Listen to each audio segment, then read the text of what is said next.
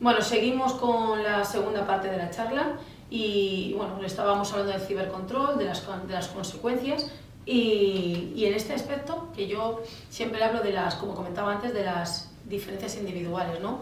No es lo mismo, no solamente las diferencias individuales de acuerdo a la ciberviolencia de género que estamos trabajando aquí, sino en cualquier comportamiento. Nosotros que hemos trabajado mucho el tema del el perfilado criminal de la personalidad o el perfilado indirecto de la personalidad, es, por ejemplo, aplicado al mundo organizacional, la misma frase, se lo dices a uno y le motiva, es desafiante para unos y sin embargo a lo mejor para otros puede ser una baja psicológica.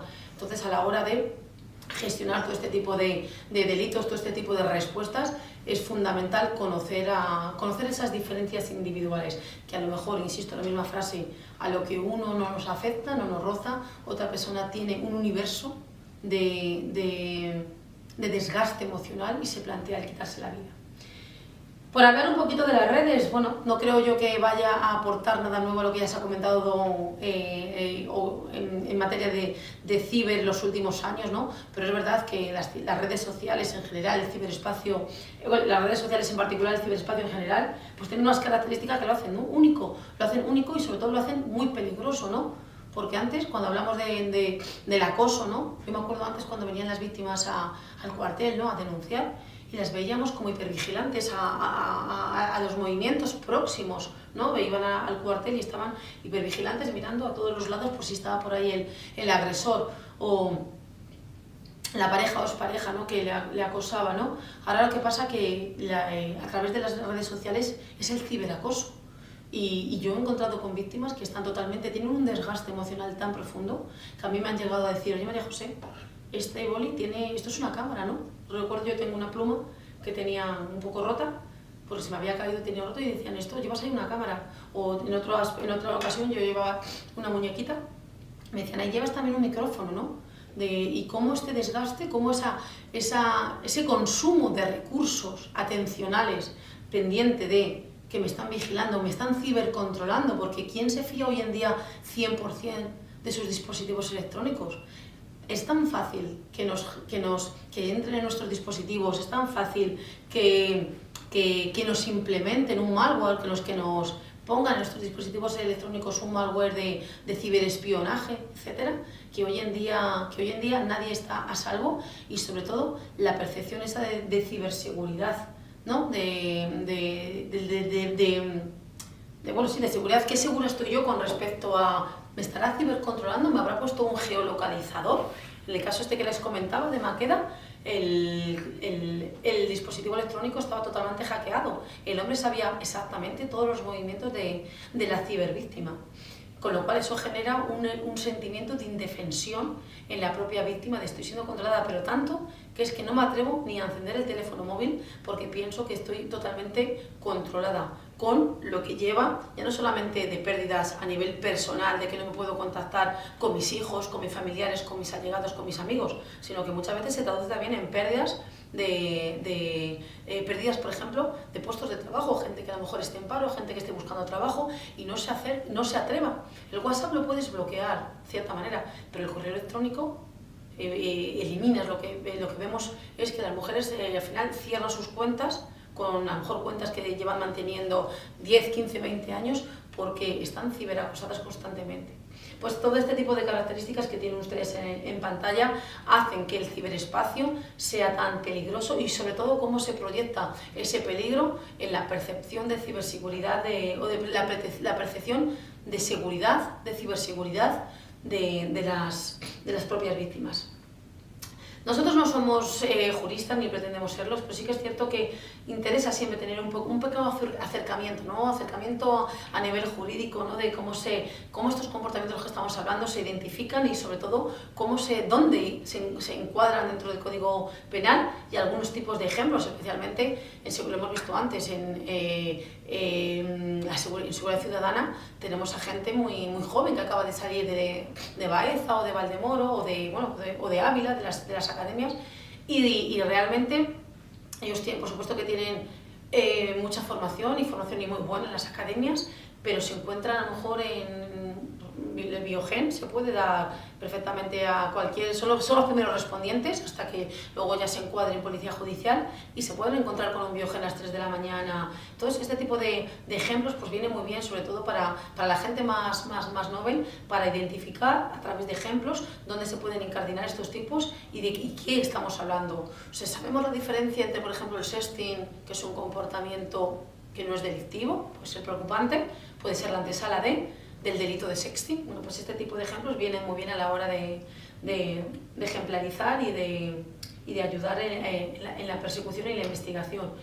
El otro día, vamos, este fin de semana, viene muy bien, ¿no? el leer este tipo de condenas, ¿no? El familiarizarse con este tipo de sentencias. Aquí se recogía, ¿no? una sentencia de una condena de 4 años a un hombre que instaló una cámara en el domicilio de su expareja para controlarla. En este link tiene usted acceso a la noticia y es muy interesante porque aquí hay una concurrencia, ¿no? de delitos o de tipos o de vulneración de derechos. Aquí en este caso estaba el derecho a la intimidad, su implantación, pero sobre todo lo que más es una sentencia de magistrados, entre ellos el juez Marchena, que yo creo que muchos de ustedes le conocerán, y sobre todo que lo que más pesaba era la hora de que había violado las contraseñas del router para poder acceder a una cámara que había implantado en el aire acondicionado donde dormía la expareja y así tenerla totalmente controlada. Hablando de estos dispositivos o de estos malware, tienen ustedes aquí en pantalla, ¿no? Los keylogger, los screenlogger, los spyware, son cosas que tenemos que estar totalmente familiarizadas porque lo vemos en nuestras denuncias, lo vemos en nuestros atestados y cuánto de fácil es implementar. El otro día en una charla les hacíamos un ejercicio práctico de, a través del código QR que aparece en el WhatsApp, en opciones de nuestro WhatsApp, como aplicación de teléfono, qué fácil era pasar otro teléfono móvil por encima de ese código QR y ver cómo se volcaba todas las conversaciones en otro dispositivo electrónico. ¿Sabe este tipo de información las víctimas en particular, la población, la ciudadanía en general? Pues yo creo que habría que concienciar, ¿no? Si administramos o dejamos o permitimos que nuestros niños o nuestros hijos e hijas les dejamos móviles de 1.000 euros, de 1.400 euros, pero realmente les estamos formando o se está formando ya no solamente a nivel de competencias tecnológicas, de ciberseguridad en los colegios, en los institutos, sino también, como comentaba antes, paralelamente hay una formación de gestión emocional de todo lo que puede haber asociado a este tipo de comportamientos. Bueno, pues yo creo que es muy importante el invertir en estos estudios. Y bueno, pues esta foto que tienen ustedes en pantalla, por supuesto, está sacada de fuentes abiertas, respetando la protección de datos. Esta es la pareja, y bueno, esto también es un curso para agentes policiales. Esta es la pareja que les he comentado, ¿no? de Maqueda, del trabajo, del caso que autopsiamos en marzo. Esto sucedió hace un año, en marzo del 2022, y vimos que esta pareja, bueno, pues el hombre tenía total acceso remoto a todos los dispositivos electrónicos de la víctima a través de los software espía y bueno, en este caso yo lo cuento de manera siempre didáctica y respetando, insisto, la protección de datos, pero me parece un caso muy didáctico para aprender de qué vulnerable es el ciberespacio y sobre todo que pensamos, el equipo que trabajamos en este caso, pensamos que la conducta cibernética del hombre y un déficit de gestión emocional de este hombre que al fin y al cabo se estaba encontrando con un duelo múltiple, un duelo a la pérdida de la relación que tenía con sus parejas y un déficit de gestión emocional, de no saber superar un divorcio, una separación, cómo en esa fórmula, cómo pesaba cada factor, pero que fue determinante o tenía un peso muy significativo en la conducta final, el fallecimiento, el homicidio. Fomentamos, por supuesto, qué importante es la prevención y el fomento del uso seguro. Importante siempre en nuestras charlas concienciar y sensibilizar en estos aspectos. Aquí tienen ustedes algunas claves. Nosotros aquí en Secretaría de Estado también estamos trabajando en hacer un pequeño decálogo de ciberseguridad para que se pueda administrar a las víctimas cuando vengan a poner en conocimiento unos presuntos hechos criminales.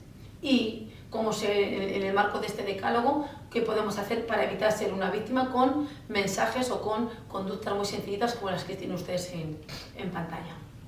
Simplemente también esto, en nuestras charlas también vemos a través de un ejercicio muy sencillo de qué fácil es violar o detectar o identificar las claves, las passwords de las contraseñas de las redes sociales o de los correos electrónicos, ¿no? Siempre aquí, cuando damos este tipo de charlas de prevención, de fomento del uso seguro, siempre fomentamos el uso de la doble autenticación, que es verdad que muchas veces es un poco rollo, ¿no? Cuando estás aquí conectándote y venga una contraseña con carácter numérico, alfanumérico, con contraseña de longitud, pero realmente es exactamente lo mismo que cuando vamos a coger un avión, y lo mismo que nos genera el pasar por los escáneres de seguridad y quitarme las botas, quitarme el abrigo, quitarme todas las pertenencias que puedan, es exactamente lo mismo. En ciberseguridad tenemos que ser tan rigurosos como los controles de seguridad cuando vamos a coger un vuelo aéreo.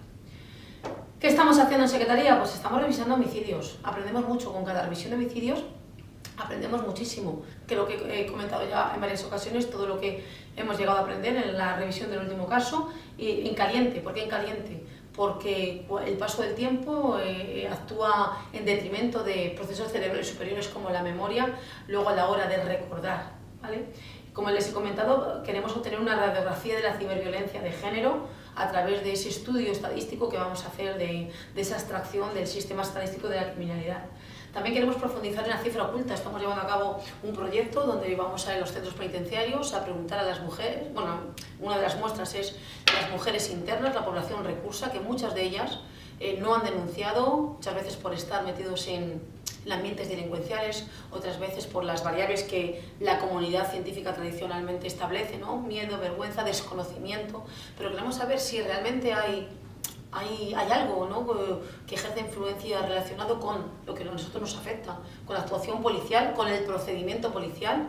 Yo personalmente creo que la violencia de género está tratado demasiado de manera policial y judicial, cuando realmente es un problema del tercer sector, del sector social. Muchas veces se intenta poner fin a lo mejor un matrimonio, o sea, a lo mejor a la separación, ¿no? Muchas veces esto sucede, lo vemos, ¿no?, en nuestros casos, ¿no?, que es como mecanismo de defensa del hombre en los 6 meses de que le han dejado o que se han separado de él, que actúa en esta materia.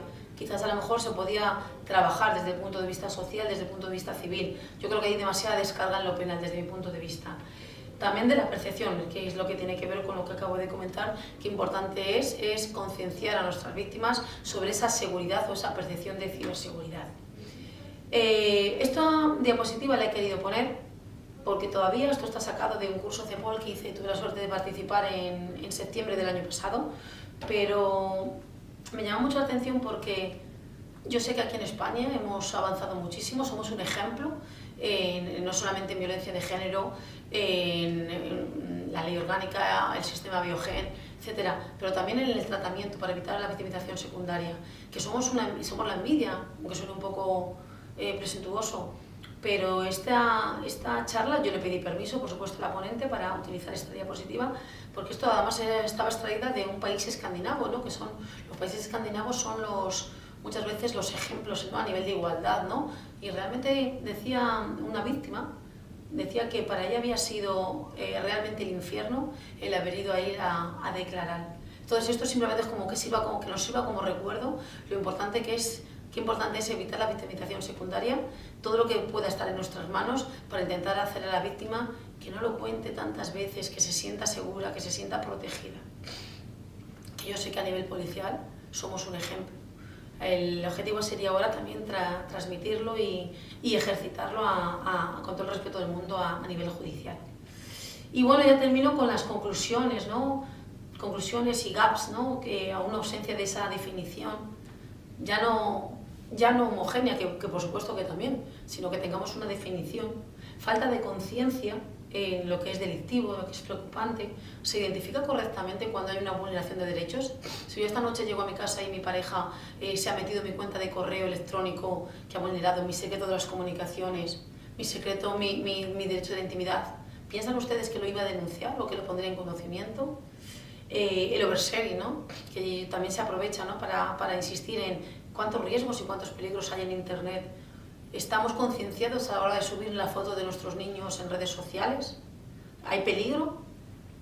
Hay un déficit en educación digital, en alfabetismo digital. Muchas veces nos encontramos con víctimas que son ellas mismas las que les dicen a sus parejas o exparejas: ay, me quiero bajar la aplicación Uber, por ejemplo, bájamela, o venga, ponme esta contraseña, cuando realmente sabemos que con un clic podemos acceder, con un clic, al tener o con 10 minutos o incluso menos, podemos acceder a todas las contraseñas en el apartado de contraseñas.